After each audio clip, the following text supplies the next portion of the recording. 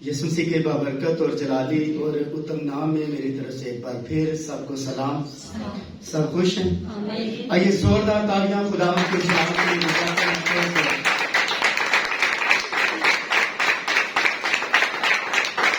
और आइए कलाम मुकद्दस को मेरे साथ खोलिए, ज़बूर 22 और उसकी पहली आयत को हम पढ़ेंगे। ज़बूर 22 और उसकी पहली आयत। ऐ मेरे खुदा तूने मुझे क्यों छोड़ दिया?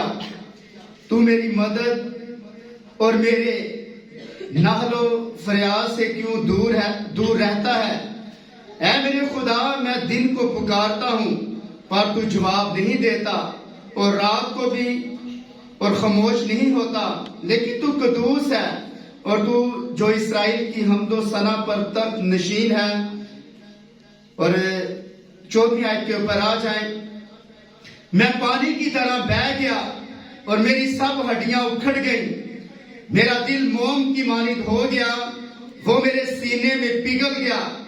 मेरी कुव्वत ठीकरे की मानिंद खुश्क हो गई और मेरी जुबान मेरे तालू से चिपक गई। तूने मुझे मौत की खाक में मिला दिया, क्योंकि कुत्तों ने मुझे घेर लिया है। बदकारों की गिरोह मुझे घेरे हुए है, वो मेरे हाथ और मेरे पांव छेदते हैं। और मैं अपनी सब हड्डियां गिन सकता हूँ।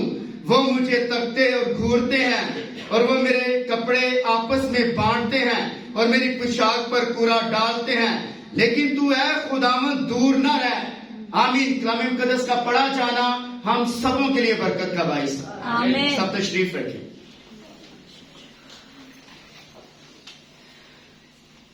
आज थोड़ी देर के लिए हम इस बात के ऊपर गौर करने जा रहे हैं। द ईस्टर मैसेज सीरीज का हमने यहां आगाज किया था, और आज खुदा के फजल से आज इसका हम तीसरा हिस्सा मैं आपके सामने पेश करूंगा। ईस्टर का नरसिंगा हमारा जो टॉपिक चल रहा था 3-4 हफ्तों से, तो आज इसको हम मजीद आगे बढ़ाएंगे। और बड़े ध्यान और बड़ी तवज्जो के साथ सुनिए।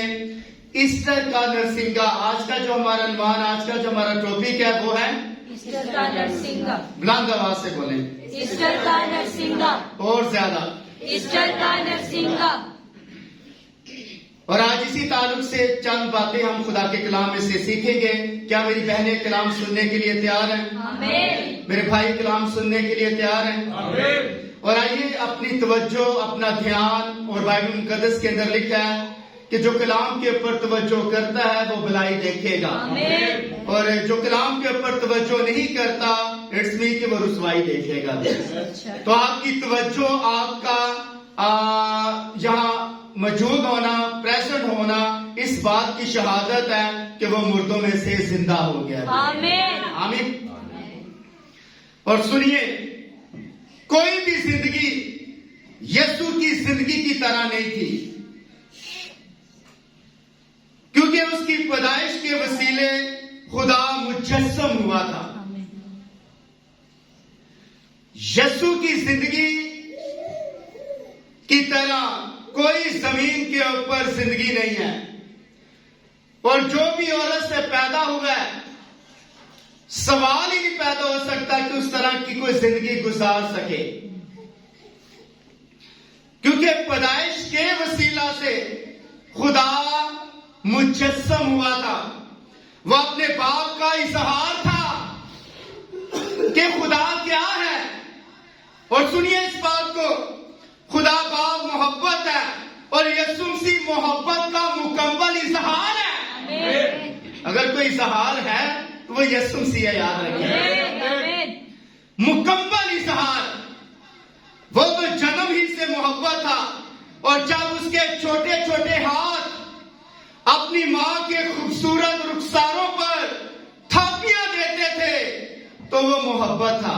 जब यीशु मसीह छोटा था और जब मां उसे उठाती थी तो याद के ये बच्चा जब उसके अपनी मां के इस तरह बच्चा अक्सर करता है, याद रखें, तो वो इस बात का इजहार था कि वो मोहब्बत है। आमीन। और आज बहुत से लोग ये बात समझने में नाकाम हो जाते हैं कि वो मोहब्बत था। खुदा मोहब्बत है और जो कोई मोहब्बत करता है वो खुदा से पैदा होता है, और जो मोहब्बत नहीं करता वो खुदा से पैदा नहीं हो सकता। और ये बाइबल मुकद्दस तस्दीक करती है, एविडेंस देती है, सबूत देती है कि जो खुदा से मोहब्बत, जो खुदा से पैदा होता है, इसमें उसके अंदर मोहब्बत है। खुदा ने दुनिया से ऐसी मोहब्बत की, उसने अपना इकलौता बेटा बख्श दिया ताकि जो कोई उसके ऊपर ईमान लाए हलाक ना हो बल्कि हमेशा की जिंदगी पाए। अब ध्यान दे, जब वो जमीन पर था तो उसने अपनी मोहब्बत को तरह तरह से जाहिर किया, और इसमें कोई शक नहीं कि वो इस दुनिया में सबसे ज्यादा मोहब्बत करने वाला था। आमीन।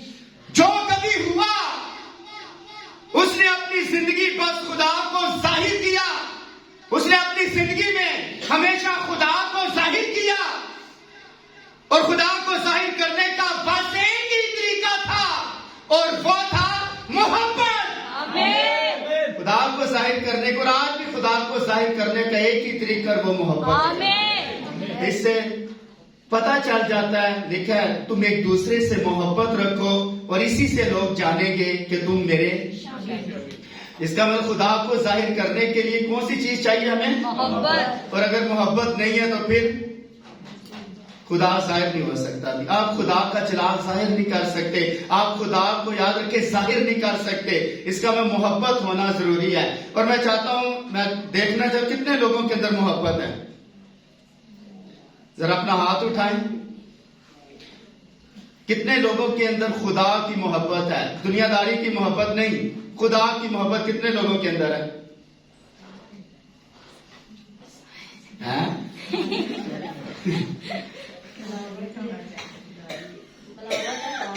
हाँ? तो डर लगा जो ये सब करते हैं। तो ये कई बार याद रखें, एविडेंस नहीं है कि आप हाथ उठाकर आप कहें मैं खुदा से, कई बार आप ना भी हाथ उठाएं तो आप खुदा से मोहब्बत कर रहे होते हैं। आमीन। आमीन। और सुनिए, जब उसने उस वक्त की सबसे बुरी औरत को देखा, खुदा मोहब्बत है और मोहब्बत का मुकम्मल इजहार यीशु मसीह है। आमीन। और जब उस जमाने के अंदर उस वक्त की सबसे बुरी औरत को देखा तो उसने उसके साथ बड़ा अच्छा बर्ताव किया। उन लोगों ने उसे मुजरिम पाया था और बचाव का कोई तरीकेकार ना था, क्योंकि वो ज़िनाकारी में पकड़ी गई थी। और वो लोग उसे खींचकर उसके पास लाए और उससे पूछा तू क्या कहता है, इस औरत के साथ क्या करना चाहिए? और उसने उस औरत की तरफ देखकर कहा मैं तुझे मुजरिम नहीं ठहराता, चली जा और फिर गुनाह ना करना। इसकी बजाय कि वो उसे संसार करने के लिए गलियों में छोड़ देता, भेड़ियों की तरह वो ग्रोह में टूट पड़ते और उसे संसार करके मार डालते। उसका नरम, मुलायम और मोहब्बत भरा दिल उसके गुनाहों में डूब गया जिनमें वो मुब्तला थी, और कहा इस औरत को मुजरिम नहीं ठहराता, बस चली जा और दोबारा गुनाह ना करना। चली जा दोबारा, क्योंकि यीशु मसीह खुदा की मोहब्बत का मुकम्मल इजहार। हालेलुया। और इस बात का इजहार भी है कि जब वो लाजर की कब्र के ऊपर जाते हैं और रोते हुए नजर आते हैं, तो वो भी याद रखें उससे भी मोहब्बत नजर आ रही है, मोहब्बत का इजहार मुकम्मल नजर आ रहा है। क्या मेरी बात आपको समझ आ रही है? और सुनिए, इस दुनिया में सबसे पहला असीम तरीन मोहब्बत का नुमाइंदा जमीन पर था, जिनसे उसने प्यार किया वो उनके दरमियान में हकीर जाना गया। कोई इंसान उसकी तरह मोहब्बत नहीं कर सकता। सच है।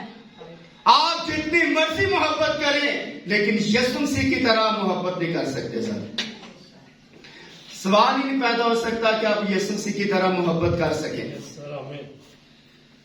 और जितनी यीशु के अंदर मोहब्बत है उतनी ही लोगों के अंदर नफरत है उसके लिए। जितनी यीशु मसीह खुदा की मोहब्बत का मुकम्मल इजहार है, उसी तरह लोगों की नजर के अंदर, याद रखें, उससे ज्यादा लोगों ने उससे नफरत की है। इस बात पर गौर कीजिए, इतनी नफरत किसी से नहीं की गई जितनी उससे की गई। उन्होंने उससे नफरत की, उसे हकीर जाना और उसे रद्द कर दिया। और जब लोगों ने उसे हकीर जाना और उसे नफरत की गई और रद्द कर दिया गया, क्या उसकी मोहब्बत रुकी? नो सर, मुझे बताएं, उसकी मोहब्बत के अंदर फर्क पड़ा? नहीं। और आज याद रखें, कई बार लोग आपसे नफरत करते हैं और आप भी लोगों से नफरत करना शुरू कर देते हैं। लेकिन मैं आपको बता रहा हूं, खुदा की मोहब्बत का मुकम्मल इजहार यीशु मसीह है। आमीन। मगर इससे उसकी मोहब्बत रुकी नहीं। जब वो सलीब पर लटका था, उसने अपनी पूरी जिंदगी जो जमीन पर गुजारी, उसमें भलाई और अच्छाई के अलावा कुछ ना था। जब आखिरी सांसों पर सलीब पर लटकाया गया, बेहुदा लोगों ने उसके ऊपर थूका। कि लोगों ने बेहुदा। और याद रखें, इतना उसके मुंह के ऊपर थूका, इतना थूका कि उसकी दाढ़ी से, याद रखें, रालें नीचे टपक रही थी। रालें, इतना लोगों ने उसके मुंह के ऊपर थूका। रोमी सिपाहियों ने इतना उसके मुंह के ऊपर थूका कि रालें, याद रखें, नीचे टपक रही थी। बेहुदा लोग थूक रहे और मजाक उड़ा रहे थे, तो लटके हुए बदन में अपने मुकद्दस मुंह से पुकार कर कहा, ऐ बाप, इन्हें माफ कर, क्योंकि ये नहीं जानते क्या करते हैं। लेकिन फिर भी याद रखें, उसकी मोहब्बत का इजहार देखें। सलीब के ऊपर भी उसकी मोहब्बत कम हुई। लोग उसका मजाक उड़ा रहे हैं और उसके बाद उसके ऊपर उसे हकीर जान रहे हैं। लोगों ने रद्द कर दिया, लोगों ने उसे, याद रखे, हकीर जाना। लेकिन फिर भी उसकी मोहब्बत के अंदर जरा सा भी, याद रखे, फर्क नहीं पड़ा।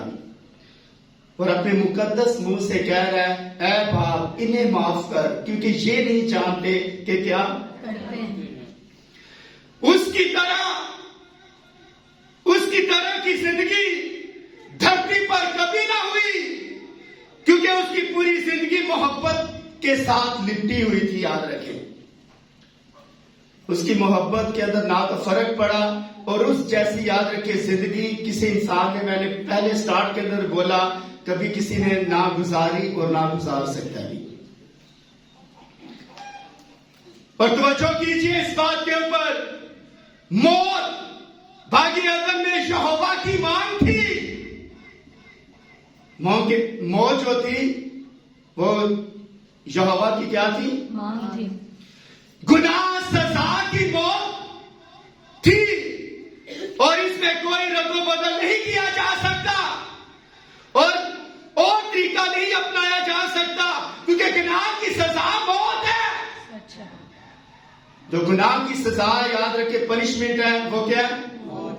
और वहां कोई ना था जो दूसरों के लिए इस सजा को लेता भी। कोई था बागी आदम के अंदर बंदा, कोई आदम की जगह, याद रखें, कोई आदमी वहां, याद रखें, उसे पनिशमेंट दी जाती ताकि आदम बरी हो जाता, हवा बरी हो जाती। कोई था नहीं। वहां कोई ना था जो दूसरों के लिए सजा को लेता।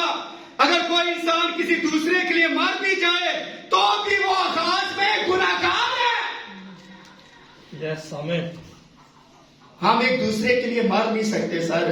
सच। और हम यही कहते हैं, अक्सर जवान लड़कियां और लड़के, ये मैं तुम्हारे लिए मर जाऊंगा, मैं तुम्हारे लिए चांद सितारों को, याद रखे, तोड़ कर वहां नीचे ले आऊंगा, मैं तेरे लिए, मैं जान के मैं खुदकुशी कर लूंगा, भी मैं ये कर लूंगा, मैं ये कर लूंगा। आप दूसरों के लिए नहीं मर सकते। अच्छा। कोई इंसान दूसरों के लिए नहीं, एक पास्टर भी, याद रखें, और एक नबी भी आपके लिए नहीं मर सकता। आमीन। कोई आपके लिए नहीं मर सकता। क्या मेरी बात आपको समझ आ रही है? यस आमीन।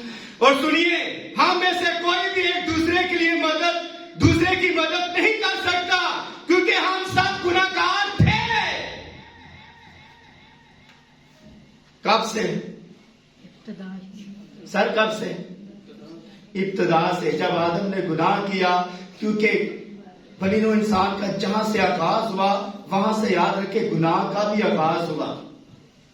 हमने गुनाह में जन्म लिया और खता में पड़े और झूठ बोलते हुए इस दुनिया में आए, और उम्मीद की कोई किरण कहीं नहीं थी। और खास बात सुनिए, हमें सबको खुदा ने मौत की सजा दी। पनिशमेंट हमको किसने दी है? मौत की सजा किसने दी हमें? सर किसने दी?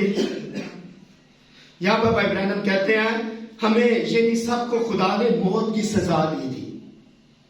और जमीन पर हर एक जानदार जो कभी भी जमीन पर रहा, वो इसी सजा के नीचे था। लोग राष्ट्रवाद पैदा हो सकते थे, बड़े काम कर सकते थे, मगर इंसान ने आगाज में गुनाह कर लिया था। इसलिए सर, आपकी सजा को खत्म करने के लिए इंसानों की जरूरत नहीं। और इसका एक दूसरा मरहला गुजरता है कि बछड़ों और बकरों और इस तरह की जो कुर्बानियां, जानवरों की कुर्बानियां की जाती, वो भी इंसान को पाक ना कर सकेगी। यस या नो? यस। और सुनिए, खास बात सुनिए, इस सजा को खत्म करने के लिए बस एक ही तरीका था। और वो तरीका आपसे पूछना चाहता हूं, वो कौन सा तरीका था? इस सजा को चुकाने का सिर्फ एक ही तरीका था, और वो क्या था? हाँ? मोहब्बत नहीं, बेअब बरा। लेकिन जानवर वाला या दूसरा?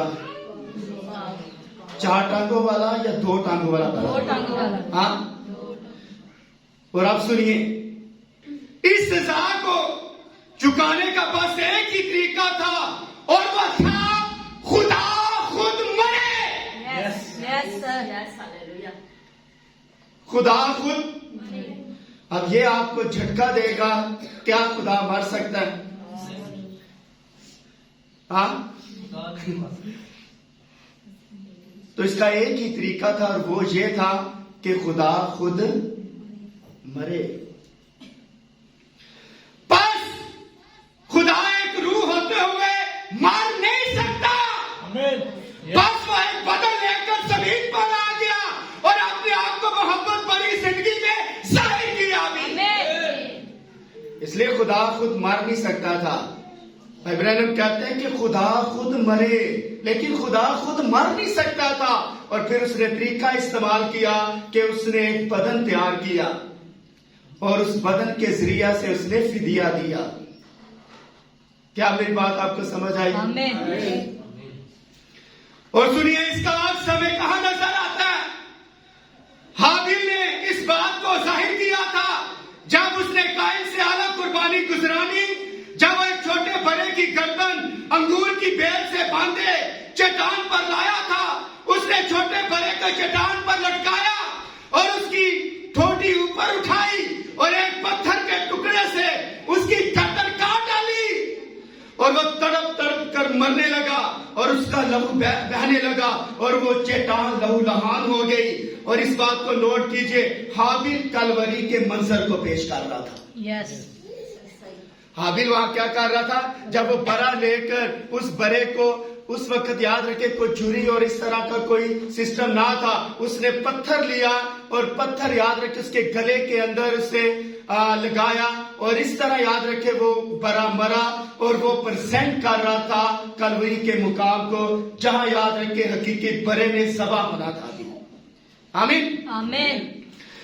और खास बात सुनिए, जब खुदा का बरा दुनिया की बुनियाद रखते वक्त ज़बह किया गया, तो फिर वो गुनहगारों की जगह लेने आ गया, तो उसे कुचला गया, उसे मसला गया, उसका मजाक उड़ाया गया और उसको ठट्ठे किए गए और मौत से मारा गया। और खुदा के अपने अलावा कोई इस तरह नहीं मार सकता था। क्या मेरी बातें आपको समझ आ रही हैं? यस आमीन। खुदा के अपने अलावा कोई इस तरह नहीं मार सकता था। उसके बाल लहू से तर कंधों पर गिर रहे थे, खून के कतरे जमीन पर गिर रहे थे, और वो दिखा रहा था गुनाह कितना खौफनाक है। यस गुनाह कितना खौफनाक है। सर, उसके बालों से खून टपक रहा था, उसके माथे से खून टपक रहा था, मुंह से खून टपक रहा था, उसकी पसली से खून टपक रहा था, उसकी याद रखी पीठ से खून टपक रहा था। ये इस बात का इजहार है कि गुनाह कितना खौफनाक है। तो सर, हमें डर क्यों नहीं लग रहा? गुनाह तो हम फिर भी करते जा रहे हैं। गुनाह तो हम याद रखें आंखें बंद करके करते जा रहे हैं, और शरीर के लिखा है शरीर जमीन को खोद कर भी वहां से बदी निकाल लेता है। उससे नहीं डर लग रहा। ये मंजर जो सलीब का दर हकीकत, इसका खास पॉइंट ये है कि ये गुनाह किस कदर खौफनाक है, उस मंजर को पेश करता है। क्या यहां तक समझ आई आपको? आमीन। और सुनिए, जब वो इंसान को गुनाह की जिंदगी से छुड़ाने के लिए मरना था, इस तरह कोई और नहीं मर सकता। मौत के सामने कोई ठहर नहीं सकता। भी ठहर सकता था या नहीं? मौत के सामने कोई ठहर सकता था या नहीं? नहीं ठहर सकता था। खास बात सुनिए, यीशु मसीह की मौत का सबब कौन सी चीज थी? सुनिए, इस मौत का सबब वो रोमी बाला नहीं था, और ना ही खून के बह जाने से उसकी मौत हुई, क्योंकि खून अभी तक उसके बदन में था। यस वो जिससे मरा वो रोमी बाला नहीं था, और ना ही वो कील थे जो उसके हाथों में लगाए गए थे, और ना ही वो कांटों का ताज था जो उसके सर के ऊपर रखा गया, क्योंकि उसके अपनों ने इसे कबूल ना किया। वो दिल टूटने की वजह से उसकी डेथ हुई है। दिल टूटने की वजह से मरा, क्योंकि इंसान ने उसे रद्द कर दिया। इंसान ने उसे रद्द कर दिया, इसलिए याद रखें वो हमारे दुखों के सबब से मरा भी। और आज आप किस मुकाम के ऊपर हैं कि आप कभी भी ये फील नहीं करते कि वो मेरे लिए मरा है। और रोमियो के अब्रानियों के खात के अंदर पौलुस रसूल कहते हैं कि अगर आप बरगश्ता हो जाएं और आपने याद रखे अच्छी चीजों का जायका और बख्शिशों का मजा ले लिया है, लेकिन अगर आप बरगश्ता हो जाएं तो आपको फिर नया बनाना नामुमकिन है, क्योंकि जब आप दोबारा गुनाह करते हैं तो दोबारा उसे मसलूब करके एलानिया जलील करते हैं आप। और आज याद रखें, आप तौबा करके पानी का बपतिस्मा लेकर रूह कुद्दस हासिल करके, और उसके बाद फिर भी आप याद रखें नलाई खरीदते करते हैं, आपके लिए याद रखें आपने दोबारा उसे उसी मुकाम के ऊपर ला खड़ा किया जहां याद रखें उसने आपका फिदिया दिया था। और सुनिए, ये वाकया होने के कई साल पहले दाऊद ने बुलंद आवाज से चिल्लाकर कहा, ऐ मेरे खुदा तूने मुझे क्यों छोड़ दिया। यीशु ने कलवरी पर भी यही कहा, ऐ मेरे खुदा तूने मुझे क्यों छोड़ दिया। छोड़ा। इस बात की तलाश के अंदर हम काफी मारे फिर रहे थे। छोड़ा या नहीं?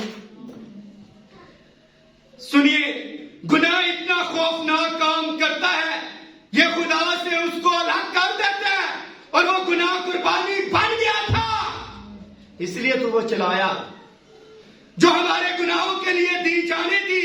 गुनाह ने उसे अलग कर दिया, खुदा ने हमारे गुनाह उसके ऊपर लाद डाले,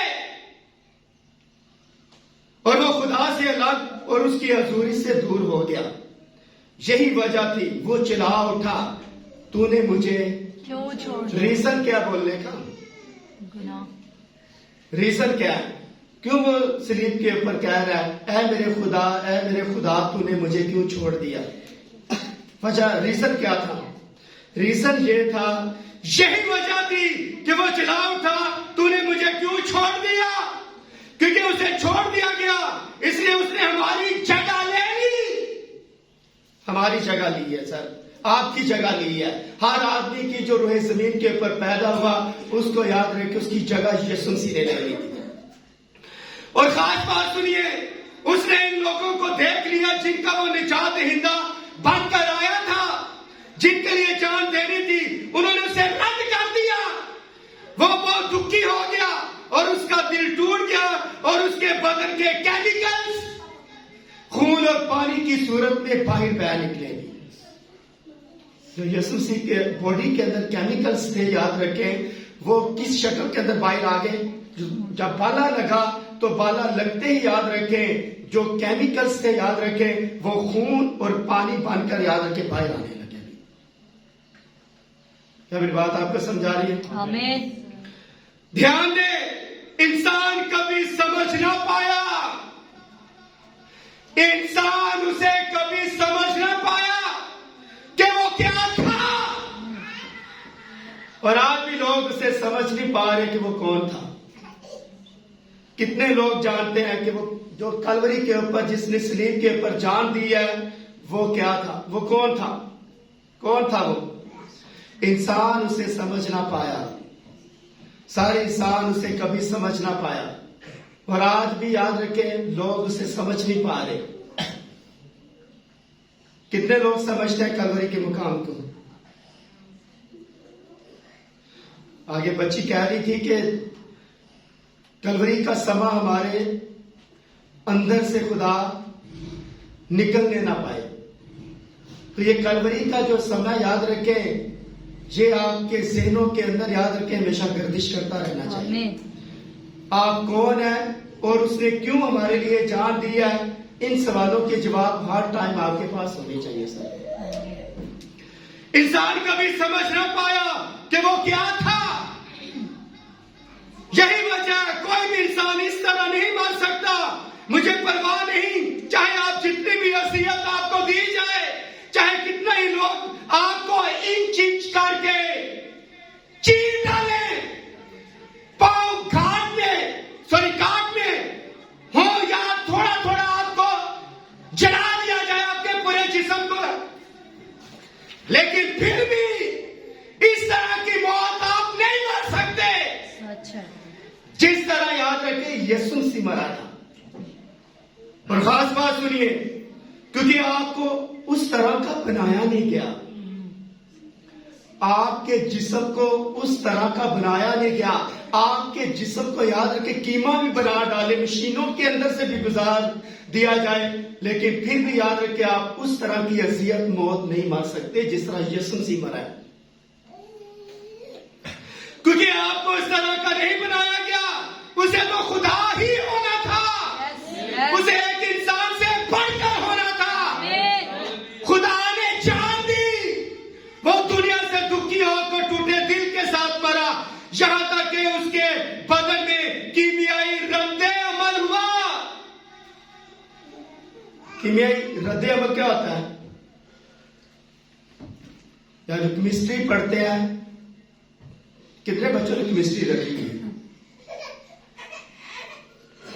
एक जो पढ़ चुके हैं। ये कीमियाई जो अमल होता है, वो क्या होता है बेटा? कीमिया की डेफिनेशन क्या है केमिस्ट्री की? मैंने इंग्लिश में रखी। इंग्लिश ही बोल दे। नहीं, मुझे पता ही नहीं है क्या है। कीमिया केमिस्ट्री जो होता है, कोई भी जो जिस्म में अदल बदल होते हैं, हमारी रिएक्शंस वगैरह, हाँ, वो क्या कहलाते हैं भाई नाज़म? मैं भूल गया।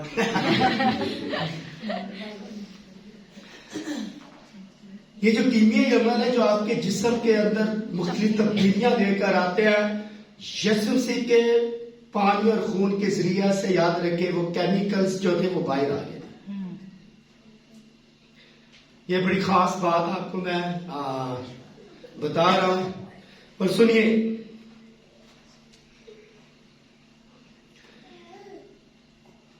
जो आपके बदन में नहीं हो सकता, आप इस तरह का दुख उठा ही नहीं सकते। कोई तरीका नहीं कि आप इस तरह का दुख उठा सके। बस वक्त एक ही तरीका था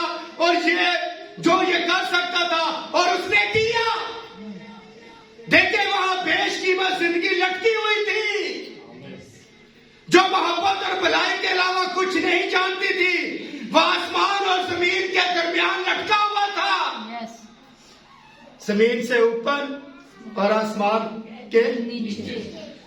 और यीशु मसीह को जिस एंगल से लटकाया गया, आप तस्वीरें देखें तो याद रखें उसके जो इर्द गिर्द है कपड़ा लपेटा गया, कवरिंग की गई है, लेकिन यीशु मसीह को सलीब के ऊपर बरहन्ना किया गया है, बगैर कपड़ों के साथ। याद रखें उसे सलीब के ऊपर लटका दिया गया, बरहन्ना करके लटका दिया गया था।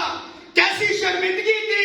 सोचे अगर आपको नंगा करके लटका दिया जाए तो आप इसकी शर्मिंदगी को कभी समझ ना पाएंगे।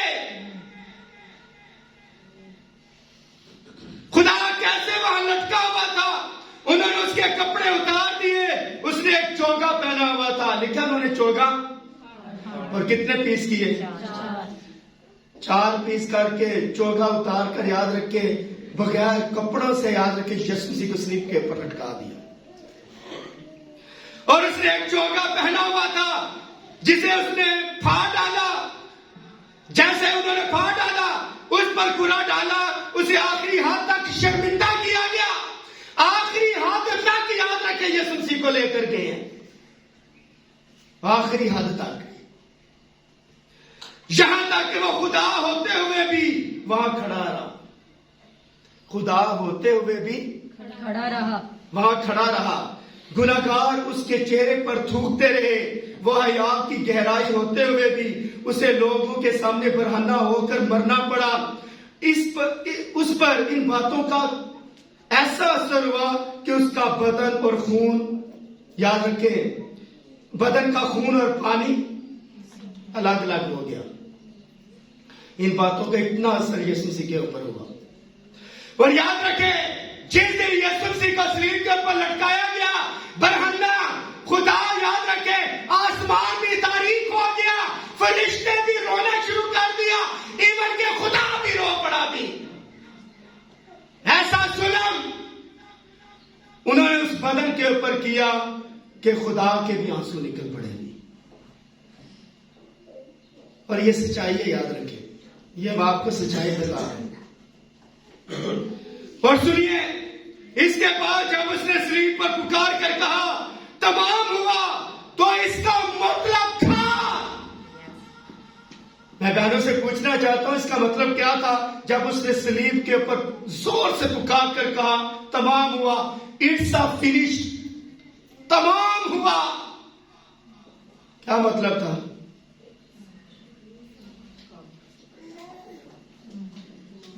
मैंने निजात का सारा काम कर दिया, मैंने शैतान को मसल दिया। ये नहीं, हमारे जहन के अंदर बहुत सारे सवालात उठते हैं, लेकिन आज मैं एक पॉइंट आपको बताना चाहता हूं, सुने। सब खुश है? आमीन। जोरदार तालियां खुदा के लिए।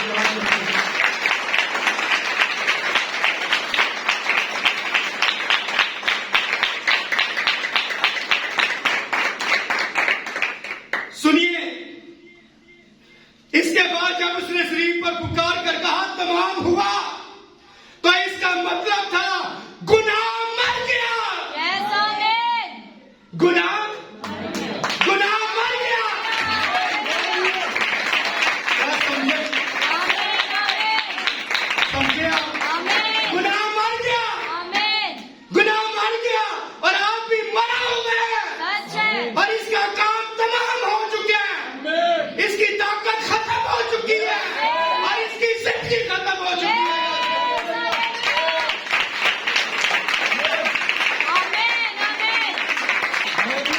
गुनाह इंसान का दुश्मन है, मुर्दा है, मर चुका है, और अब कुछ भी इसके अंदर नहीं है। सच है।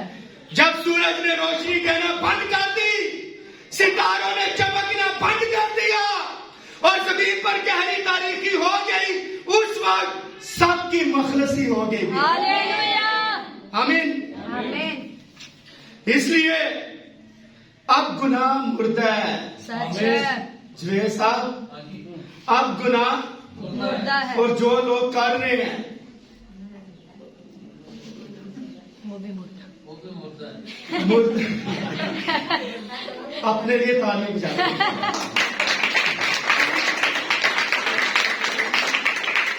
और अब ये बात आपको समझ आएगी, मुर्दों को मुर्दे दफन करने की।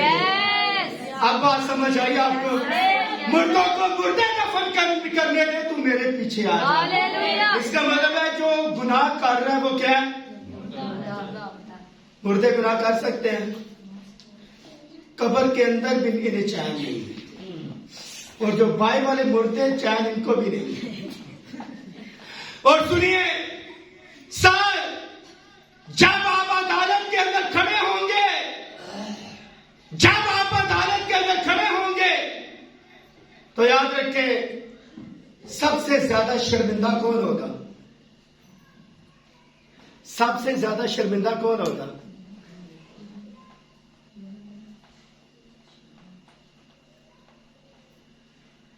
सबसे ज्यादा शर्मिंदा कौन होगा? क्या नहीं? सबसे ज्यादा शर्मिंदा कौन होगा? सिस्टर, सबसे ज्यादा शर्मिंदा कौन होगा? भाई शनास,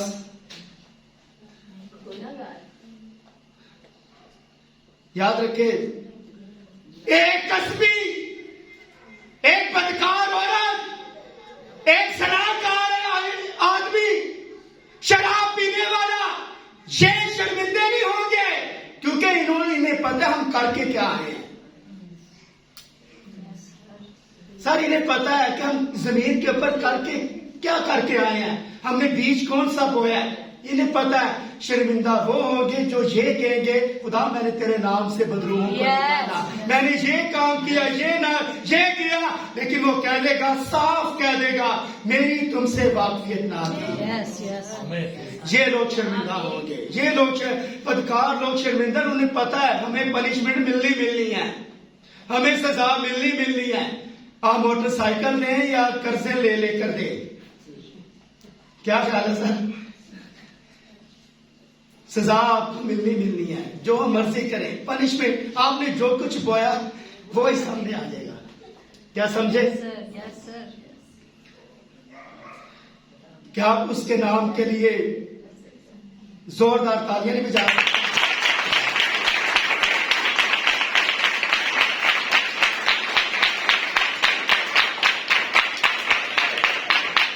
और सुनिए, अब गुनाह मुर्दा है, दफन हो चुका है, उसमें जिंदगी नहीं, अब गुनाह के अंदर जिंदगी नहीं, इसलिए उसे दफन कर देना चाहिए।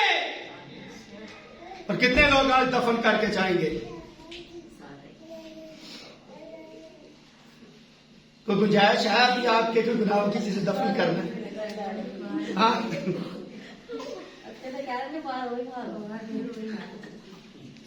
सुनिए, नोट कीजिए, क्या था जो दफन किया गया? खास माइंड सीखने वाला, तवज्जो ऊपर, कलाम की तरफ ऊपर देखें। क्या था जो दफन किया गया? जल्दी से मुझे बताएं, क्या था जो दफन किया गया? आप एक दफा हिल ना गए तो फिर मुझे कहना, क्या था जो दफन किया गया? जितने भी खादम हैं, हमारी लीडरशिप, कलीसिया, क्या था दफन किया गया? ये तो आगे बता दिया। क्या था जो दफन किया गया? क्या था जो दफन किया गया?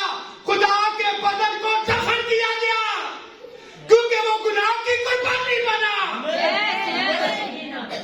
हालेलुया। दफन सर किसको किया गया? और उस बदन के ऊपर क्या था? कब्र के ऊपर रखा गया। दफन किसको किया गया? उस बदन को याद रखे, कब्र के अंदर रखा गया, दफन किया गया, इसलिए गुनाह को दफन किया गया। तो बात समझे? आमीन।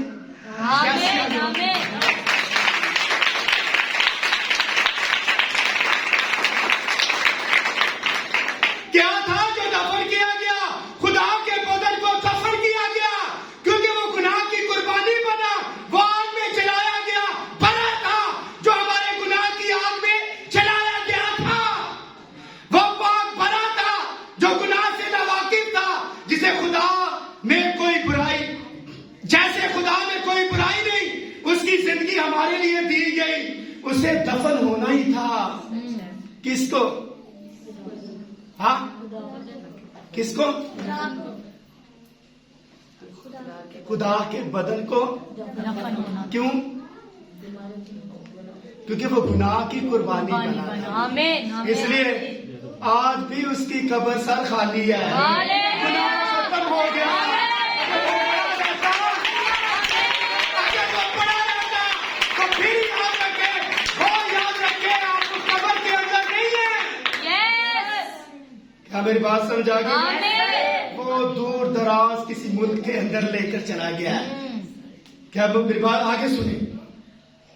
जो गुनाह से ना वाकिफ था, जिसे गुनाह में कोई, जैसे गुनाह खुदा में कोई बुराई नहीं, उसकी जिंदगी हमारे लिए दी गई, उसे दफन होना ही था। वो बदन जो गुनाह की कुर्बानी के लिए था, उसे दफन होना ही चाहिए था। जब कोई चीज दफन हो जाती है तो वो छुप जाती है। जब हमारे मुर्दे याद रखी दफन हो जाते हैं तो जमीन के ऊपर नजर आते हैं, नजर। अब गुनाह याद रखें, भाई नाज़िम आप बाहर चले गए थे, मैंने बताया कि यीशु मसीह को दफन क्यों किया गया। इसलिए सर दफन किया गया, रीजन ये है कि वो बदन गुनाह का याद रखे, वो जो कुर्बानी थी याद रखे, वो कुर्बानी गुनाहों की उस बदन के वसीला से दी गई, इसलिए उसको कब्र के अंदर रखा गया, क्योंकि कब्र गुनाह को दफन करना था। गुनाह को क्या करना था? और सुनिए, जब कोई चीज दफन की जाती है तो वो छुप जाती है, नजर से दूर हो जाती है, और दफन होकर उसने मेरे और आपके गुनाहों को दूर कर दिया। अब मसीह खुदा हमारे गुनाहों को नहीं देखता, क्योंकि वो दफन हो चुके हैं। इन्हें कहां दफन किया गया? अब सवाल दूसरा, इसे दफन कहां किया गया?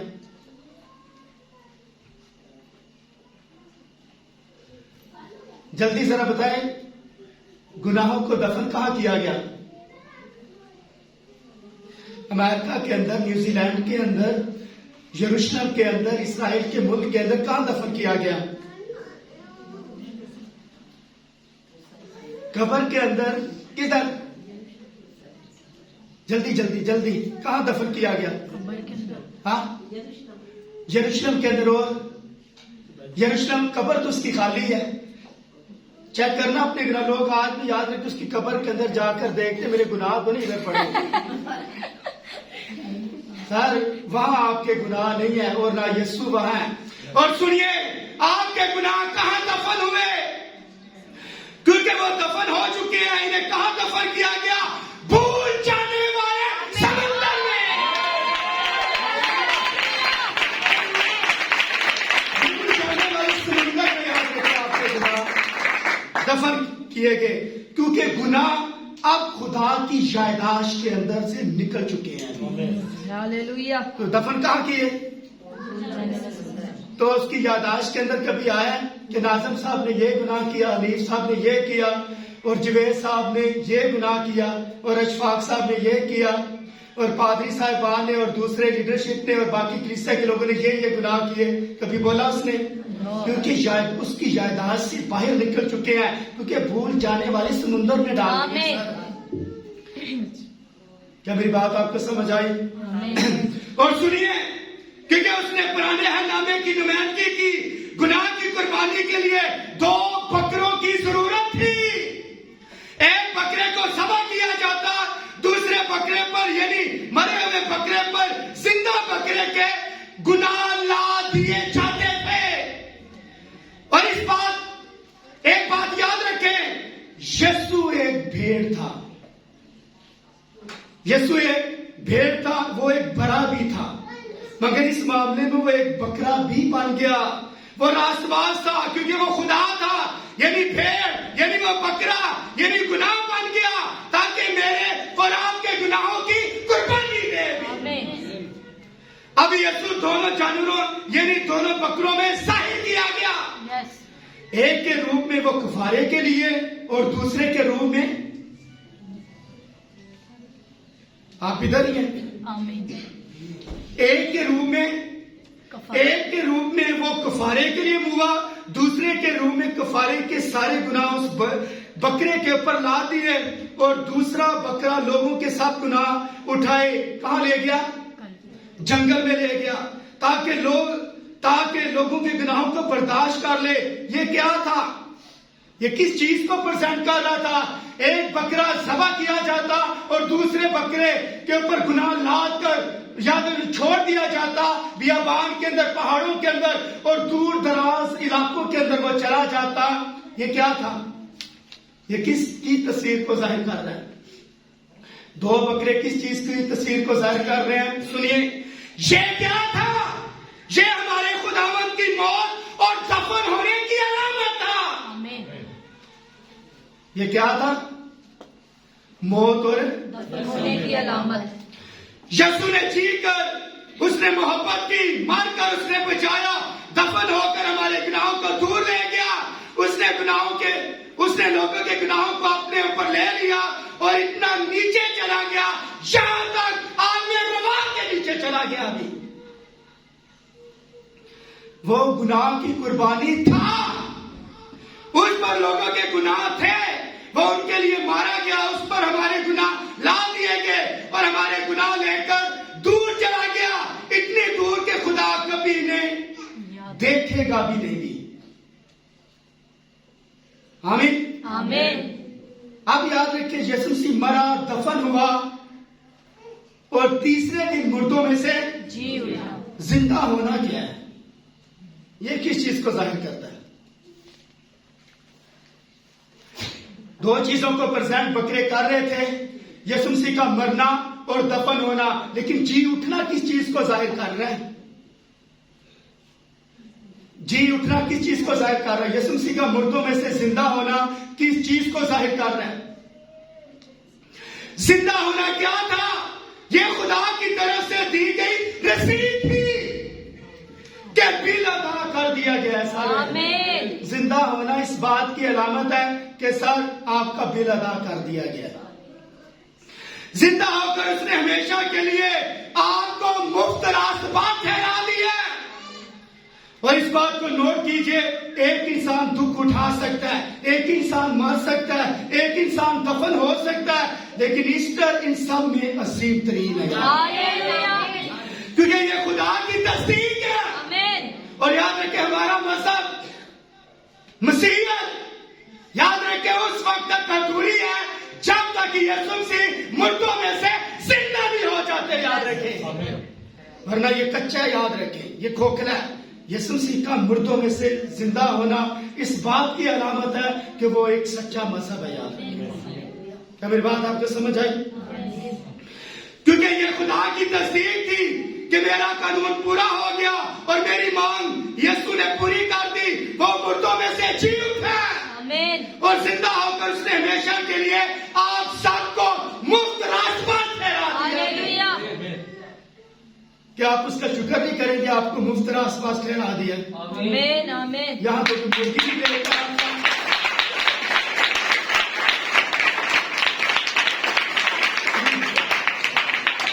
यहाँ तो मुर्गी भी लेकर आता या कबूतरी भी लेकर आता, तो बकरे कहां से लेकर आते? महंगाई कितनी है सर?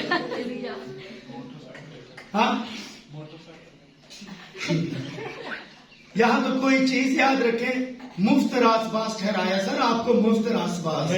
ये कलवरी का मुकाम इस बात का इजहार है कि उसने जिंदा होकर आप सबको मुफ्त रास्तबाज ठहरा दिया है, लेकिन हमने उसकी कदर, तेरी कदर हो जाने।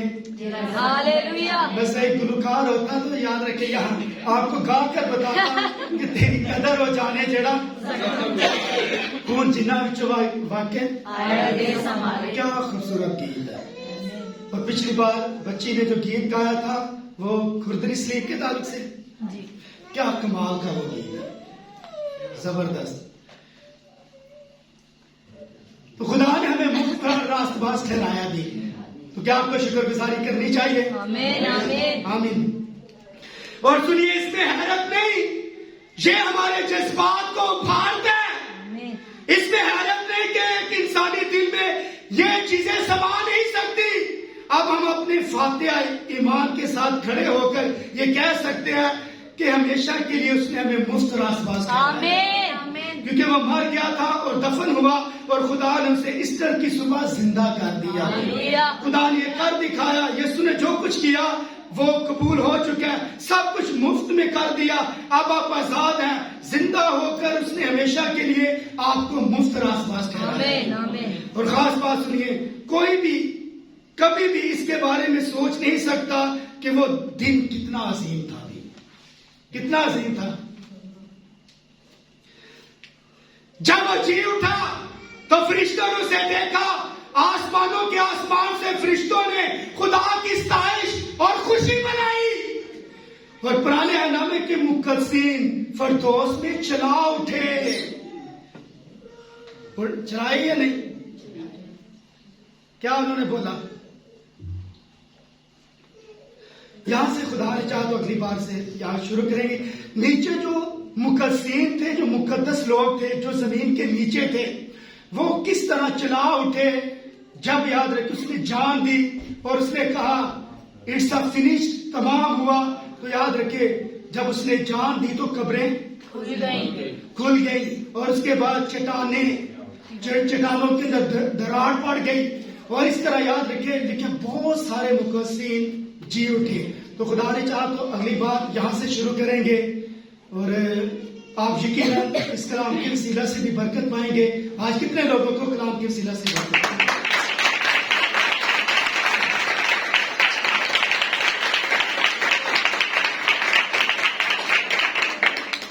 और अगली बार याद रखें